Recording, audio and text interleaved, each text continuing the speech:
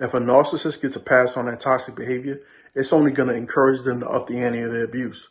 You see, each narcissist has a particular toxic appetite. You may have a malignant narc that enjoys the verbal and physical abuse. You may have a covert that likes breaking people down mentally, emotionally, and financially, but from the shadows. Or you may have the worst one yet, which is a child abuser. But in each one of those scenarios, abuse is their end game. But they can't go full scale assault up front. They know they're going to get kicked out of that person's life. So they have to introduce their abuse little by little. See, that child abuser is first going to say something inappropriate to that child.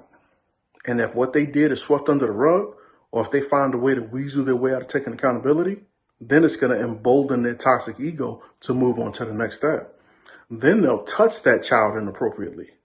And again, if they're not met with retaliation, the abuse escalates, but this time it's twofold because their toxic ego emboldens, but at the same time, the victim starts to fall into despair because they've been mishandled multiple times and nobody's come to help them. And when that narcissist gets the right mixture of toxicity and despair, then they'll fulfill their dark heart's desires.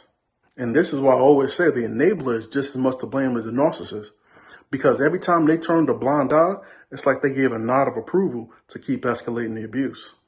But I don't like leaving y'all on a dark note. So we got to look at the flip side of that thing.